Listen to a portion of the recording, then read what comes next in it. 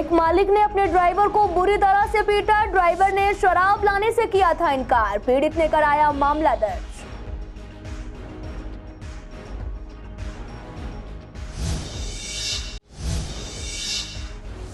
एक जुलाई से single use plastic हो जाएगी बंद। दुकानदारों ने कहा दूसरा विकल्प बताए सरकार। रेहड़ी पटरी वालों पर दिया जाए ध्यान।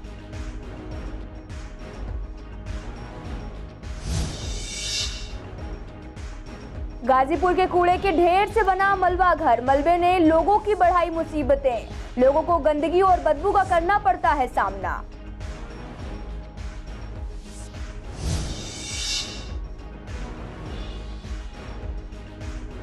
आनंद विहार में लगाया गया प्रॉपर्टी टैक्स कैंप। लोग बढ़े हुए प्रॉपर्टी टैक्स का कर रहे विरोध। लोगों ने कहा सरकार को सुविधाएं भी देनी चाहिए।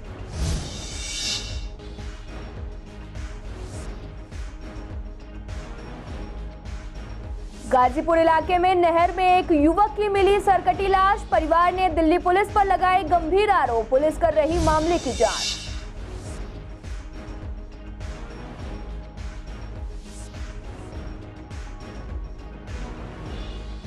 नमस्कार, मैं आपके साथ अंकिता पाल। आप सभी का पूर्वी दिल्ली खास में एक बार फिर से स्वागत है और करते हैं खबरों की तरफ। पूर्वी दिल्ली के मधु विहार में एक ड्राइवर को मालिक ने बुरी तरह से पीट दिया। कसूर सिर्फ इतना था कि ड्राइवर ने मालिक के शराब मांगने पर लाकर नहीं दी, जिसके बाद ड्राइवर ने पुलिस में शिकायत दर्ज कराई और पुलिस ने पीड़ित ओम प्रकाश के बयान पर मारपीट और रास्ता रोकने के धारा में केस दर्ज कर लिया है। आपको बता दें कि ओम प्रकाश ड्राइवर अपने परिवार के साथ मंडावली में रहता है। पूरा मामला था कि ओम प्रकाश का मालिक अपने दोस्त के साथ आईपी एक्सटेंशन स्थित होटल की पार्किंग में मौजूद थे। दोनों शराब पी रहे थे।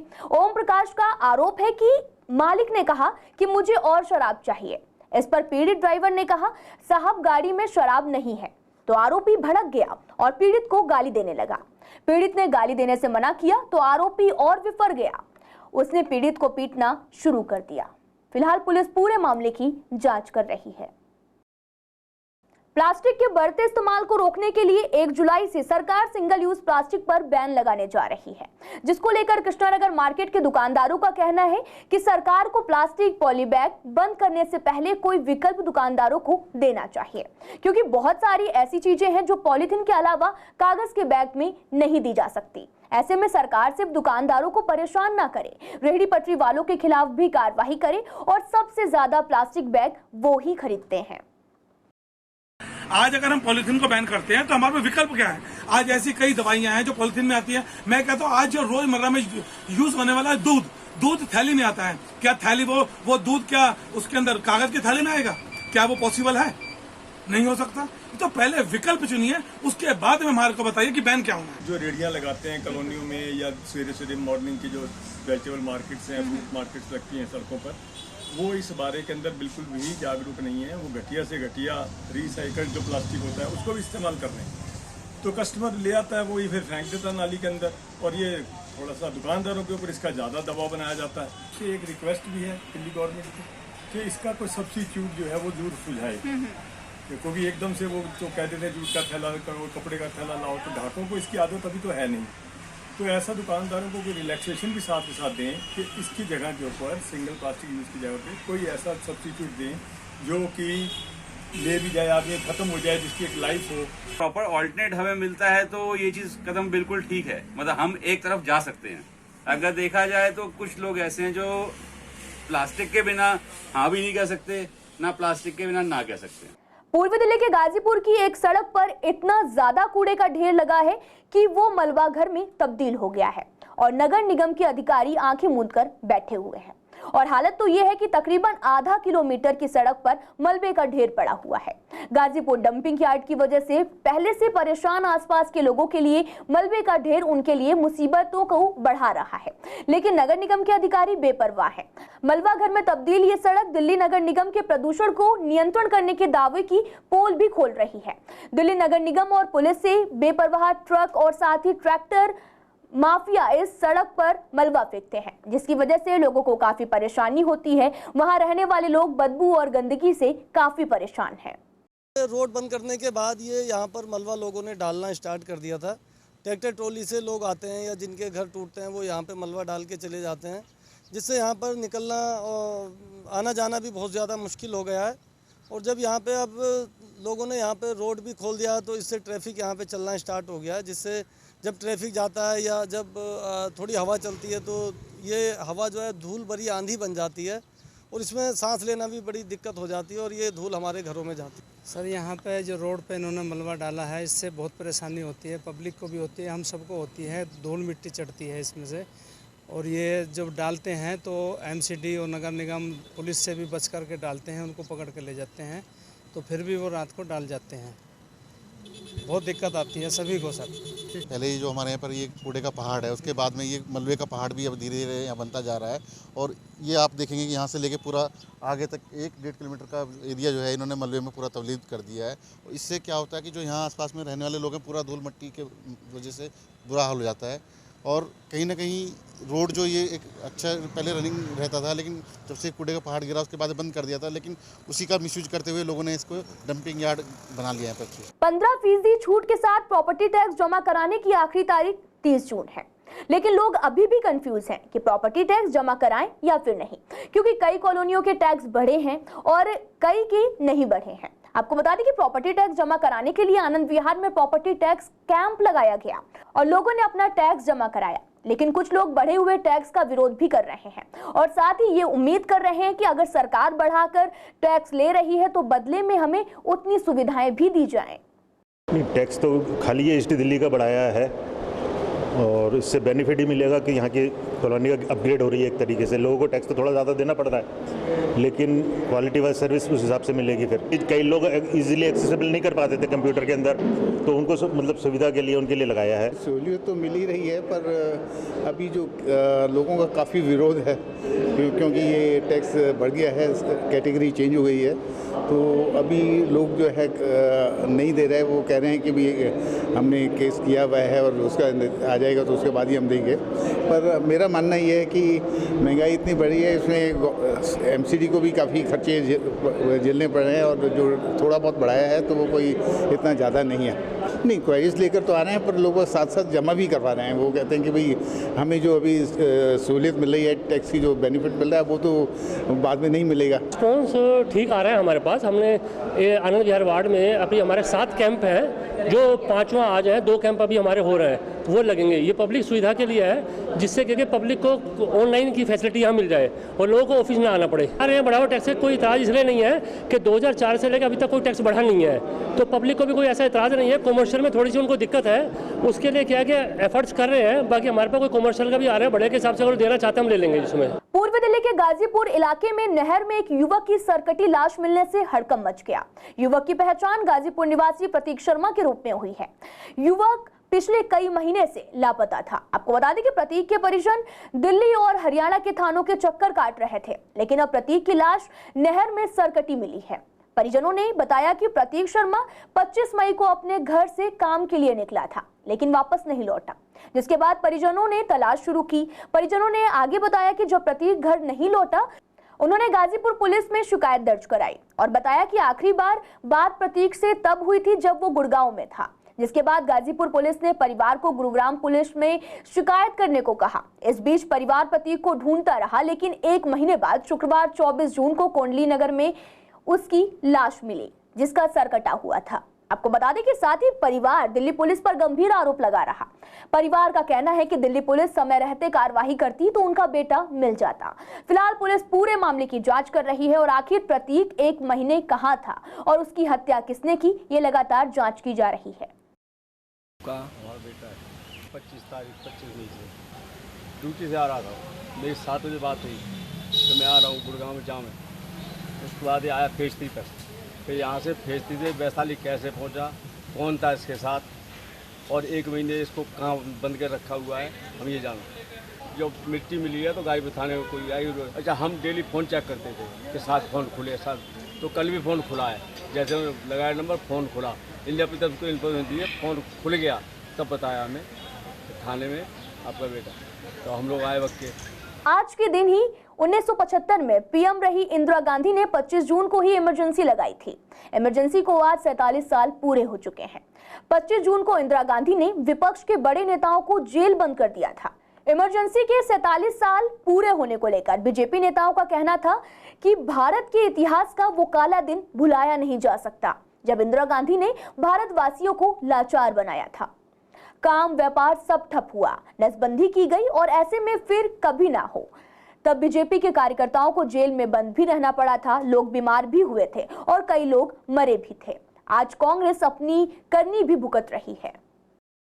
कांग्रेस और इंदिरा जी के नेतृत्व में एक काला अध्याय, काला बदनुमा दाग भारत के इतिहास पे लगा। 25 जून 1975 को नागरिकों के जो संवैधानिक अधिकार हैं उन सब अधिकारों को सरकार ने छीन लिया और इस देश में जो चौथा स्तंभ कहलाता है सुप्रीम कोर्ट, उस सुप्रीम कोर्ट ने भी देश के किसी नागरिक को किसी प्रकार का कोई न्याय दे पाने में सुप्रीम कोर्ट असमर्थ रही। लोगों के व्यापार खराब कर दिए, लोगों की ज़िंदगी खराब कर दी। मैं जानता हूँ, मुझे पता है, वो काला जो अध्याय केवल उसको सोचकर ही लोगों के रोंगटे खड़े होते हैं। जबरन नसबंदी करना, बिना मकसद जेल में डाल देना, लोगों के मकान तोड़ देना, पुलिस के द्वारा टॉर्चर करना, तो इतने अत्याचार उस समय किए जिसका भुगतान आज कांग्रेस कर रही है। इंदिरा गांधी तत्कालीन कांग्रेस की प्रधानमंत्री ने जो लोकतंत्र का गला घोटा, मात्र एक मुकदमा वो हार गई थी, उनका चुनाव रद्द कर दिया गया था, तो कुर्सी छोड़ने के बजाय उन्होंने अपनी सत्ता को हथियार रखने के लिए देश के ऊपर इमरजेंसी थोपी और उसके अंतर्गत सभी राजनीतिक दलों के, जिसमें तत्कालीन जनसंघ के अधिकांश लोग यानी 90,000 से भी अधिक लोग केवल हमारी पार्टी के गिरफ्तार किए गए। 19 महीने तक उनको निरंतर यातनाएं दी गई। बहुत सारे लोग जेल में शहीद हो गए, बहुत सारे लोग स्थायी रूप से बीमार हो गए और जो शेष बाहर आए वो बाकी पूरे देश के लिए लोकतंत्र के सिपाही और प्रतीक बन गए। उस दिन को उस तरह से हम याद करना चाहते हैं कि क्या नहीं करना चाहिए लोकतंत्र के अंतर्गत। ये काला धब्बा है, ये दोहराया नहीं जाना चाहिए। लोकतंत्र सुरक्षित रहना चाहिए, संविधान के हिसाब से चलना चाहिए। तो वहीं दिलशाद गार्डन के जीटीबी अस्पताल के पास बने बस स्टैंड पर लोग अभी भी खड़े होकर बसों का इंतजार करते हैं, लेकिन यहाँ कोई भी स्टैंड मौजूद नहीं है। यात्रियों का कहना है कि यहाँ पहले स्टैंड था, लेकिन अब उसकी हालत जर्जर हो चुकी है, तो उसे यहाँ से हटा दिया गया है, लेकिन उसकी जगह पर कोई भी बस स्टॉप नहीं बनाया गया, जिससे कि यहाँ आने वाले यात्री खड़े होकर बस का इंतजार करते हैं और साथ ही धूप और बरसात में लोग काफी परेशान भी होते हैं। हाँ है, वो होता था, वो तोड़ दिया गवर्नमेंट ने, 6 महीने हो गए। वजह क्या है, गवर्नमेंट कह रहे हैं पुराने सारे स्टैंड हटाने के टेंडर रह कह रहे हैं। हमने पूछा था तो ठेकेदार आए थे, पूरा काट के ले गया, कह रहे हम क्यों तोड़ रहे हो भाई, कह रहे हैं टेंडर है जी, गवर्नमेंट की तरफ से सारा साफ करना है यहाँ पे। हालत इतनी बुरी नहीं थी, बिल्कुल सही थी, मजबूत लोहा था, बढ़िया था। ऊपर टीन सेट वो नहीं था, बस वो टीन सेट डल जाती, करकट वाली प्लेट थी, डल जाता तो बिल्कुल बढ़िया हो जाती, मगर वो सारे हटाने का नहीं, कुछ नहीं बनाया ना, कोई छोटा सा होल्ड भी नहीं लगाया। जो लोग परेशान होते हैं रोज़ पूछते हैं 20-25 बंदे मेरे से, ये स्टैंड कहाँ पे, यहीं पर रुक जाओ जी, सारे परेशान होते हैं। मैम बस का वेट कर रहे हैं, जब आएगी तो फिर घर जाएंगे। रुकवानी पड़ती है तभी रोकते हैं वो। मैम साथ वाले जो लोग थे और पास में पूछा कि बस स्टैंड कहाँ है, तो बोला आगे है, यहाँ पे खड़े हो जाओ। बट अगर जैसे स्टॉप जैसे बना होता है तो इजीली रहता है कि हाँ सबको पता चल जाता है कि ये बस स्टॉप है। हाँ, और अब यहाँ पे पता ही नहीं है तो फिर हम लोगों को पूछ के ही आना पड़ता है। तो मैम दोबारा बनवाना चाहिए ताकि पब्लिक को भी ईजी हो जाए, सबको दूर से पता चल जाएगा कि हाँ यहाँ पे बस स्टैंड है, तो सारे लोग इधर उधर ढूंढने की जगह एक ही जगह जाएंगे स्टैंड पे और फिर बस का वेट करेंगे। बस स्टैंड पहले था लेकिन अब नहीं है, इस टाइम वो शेड थी वो भी हटा दी गई है। हाँ थोड़ा तो ख़राब था, पर खड़े हो जाते थे, बैठ जाते थे। बारिश में भीगते रहते हैं, अगर बारिश आ रही है तो धूप है, उसमें धूप में परेशानी होती है। बस लेने बैठने के लिए कुछ है नहीं यहाँ पे। वैसे जो एसी बसें हैं वो तो रोकता नहीं है, जो नई चली हैं वो बसें बिल्कुल नहीं रुकती हैं यहाँ पे। ये अपनी ग्रीन वाली जो बसें हैं डीटीसी की, वो बस रोकते हैं कभी कभी, कई बार देखा तो लेडीज़ को देख के ले ही जाते हैं बस। आज का युवा नशे का आदी होता जा रहा, जिसको लेकर कई संस्थाएं इन युवाओं को नशा छुड़ाने के लिए जागरूक कर रही हैं। ऐसा ही एक कार्यक्रम दिलशाद गार्डन में किया गया, जहां बच्चों को ड्राइंग कंपटीशन के जरिए लोगों को जागरूक किया गया, वो किस तरह से नशे से बच सकते हैं, और साथ ही उन बच्चों को एसीपी द्वारा सम्मानित भी किया गया। और आज अंतर्राष्ट्रीय नशा विरोधी दिवस है, एंटी ड्रग्स डे। इसी उपलक्ष्य में इन्होंने ये बच्चों में कंपटीशन किया कि जो एंटी ड्रग्स के बारे में पेंटिंग कंपटीशन इन्होंने वो किया था, जिसके जो बच्चे विनर हैं उनको सबको रिवार्ड, उनको सबको इनाम देने और उनको हौसला अफजाई करने के लिए। और ये संदेश है मेरा कि सभी ड्रग्स से दूर रहें। हम लोग यहाँ ड्रग डी एडिक्शन सेंटर चलाते हैं और ये सब हमारे सिपाही हैं, वॉलंटियर्स हैं, जो क्षेत्र में जाकर के 10 से 15 साल तक के जो बच्चे होते हैं जिनके, उनको सबको ये अवगत कराते हैं कि भाई नशा एक बुराई है और इससे हमें दूर रहना चाहिए। क्योंकि हम लोग ये मानते हैं कि prevention is better than cure. अगर कोई नशा करने लग जाता है तो उसका इलाज तो है, लेकिन अगर हम उसको नशा ही ना करने दें तो उससे भी बढ़िया चीज़ है। जो भी नशे के आदी हैं मैं उनको डेली क्लास देता हूँ 1 घंटे की, एंड उन्हें उनके गोल कैसे अचीव करने हैं, उनका एम क्या है, नशे के बारे में कैसे ये इफ़ेक्ट करता है, माइंड को कैसे डाइवर्ट करता है, इस सब के बारे में बताता हूँ। मैं अपने एरिया के कुछ बच्चों को कलेक्ट करके उन्हें लाइफ स्किल्स और जो बाकी चीज़ें हैं वो बताता हूँ। मैं उन्हें एंगेज करता हूँ अपनी एक्टिविटीज़ के द्वारा और उन्हें थियोरेटिकली भी नॉलेज देता हूँ और ड्रग्स से थोड़ा सा दूर रहने का भी बताता रहता हूँ। ऑफ कोर्स बहुत ज़्यादा लोग हैं, तो मतलब बच्चों को अगर हम तभी से रोक दें तो आगे वो नहीं करें। पूर्वी दिल्ली के एजीसीआर एन्क्लेव में जनसुनवाई हुई। जनसुनवाई सब डिवीजन के नेतृत्व में सुनी गई। आपको बता दें कि जिसमें सभी लोगों ने एसीपी के सामने अपनी समस्याएं रखी। सबसे ज्यादा जो लोगों ने समस्याएं गिनाई वो कार पार्किंग को लेकर बताई गई। आपको बता दें कि जिसको लेकर विवेक विहार के एसीपी ने लोगों को आश्वासन दिया कि जल्द से जल्द शिकायत पर कार्रवाई की जाएगी और ड्राइव भी चलाया जाएगा। साथ ही गांधीनगर में भी जनसुनवाई हुई। जनसुनवाई में सारी समस्याएं सुनी गई, जिससे कई केसों का निपटारा हुआ और कई केस दर्ज भी किए गए। साथ ही ये आश्वासन भी दिया गया कि अगर आपके किसी भी केस में सुनवाई नहीं होती है तो उसकी सुनवाई हम करेंगे। हमारी कंप्लेंट थी कि इसने बाइक बेची थी, उसने बंदे ने अपना नाम नहीं कराई है, बस वो बोल दिया उन्होंने कि अब जाएंगे उसके पास। इन्होंने आईओ बदलवाने को बात करी थी, आईओ बदलने हैं, वो आईओ बदलवाना, हमें वो आईओ को खरीद लेते हैं। अच्छा। हमारा काम नहीं होता। मेरा केस ससुराल वालों के खिलाफ है। मुझे जान से मारने की कोशिश की गई थी और दहेज के लिए परेशान किया गया था। तो बंदी बना के रख लिया था मुझे, वहाँ पर खाना पीना सब बंद कर दिया गया था। तो पुलिस के ज़रिए से मुझे मेरे घर वापस लाया गया, वरना ऐसे तो आने नहीं दे रहे थे मुझे। फिर पुलिस का कंप्लेंट की गई, तब मैं अपने घर वापस आई हूँ। क्या बताया? अभी फ़िलहाल तो मतलब काफ़ी अच्छी बात करी है एसीपी मैम ने। उन्होंने आईओ बदलवाने के लिए रिक्वेस्ट करी थी, उन्होंने वो भी करवा दिया है। हमारी अभी रिसेंटली जो जन सुनवाई है, इसके अंदर जो हमने अभी अपनी प्रॉब्लम जो रखी है, उन्होंने हमें एश्योर भी किया है कि एक जॉइंट वेंचर बना के करते हैं, क्योंकि इसमें कुछ पोर्शन जो है पीडब्ल्यूडी का है, कुछ एमसीडी का है और कुछ दिल्ली पुलिस का है।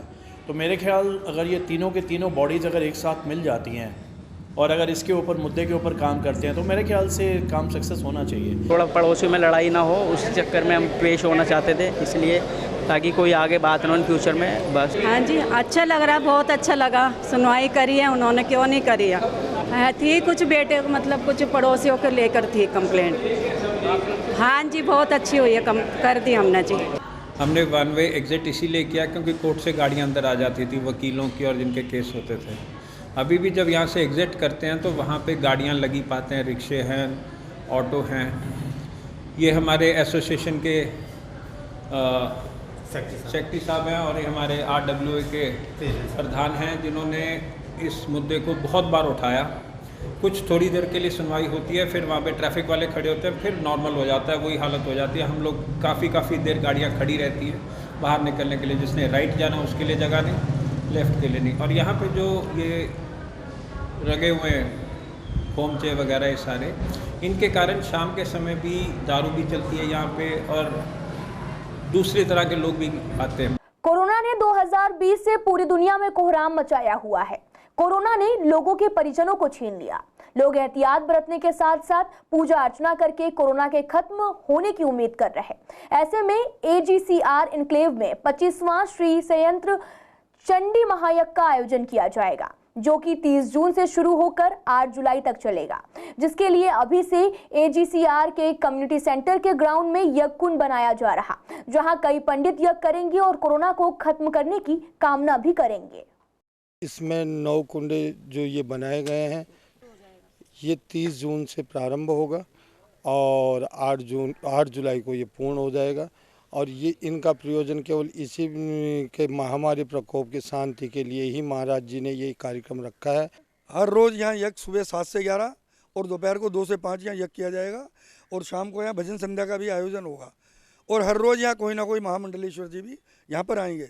ये सिर्फ 2 दिन का समय और बचा है, यानी कि 29 तारीख तक ये सभी कुंड तैयार हो जाएंगे और इसके बाद इसकी लेवलिंग करके इस यज्ञ कुंड को पूरा तैयार कर दिया जाएगा। 30 तारीख को यहाँ पर यज्ञ प्रारंभ होगा सवेरे। फिलहाल इस बुलेटिन में इतना ही। तमाम खबरों के लिए आप देखते रहिए CCN लाइव।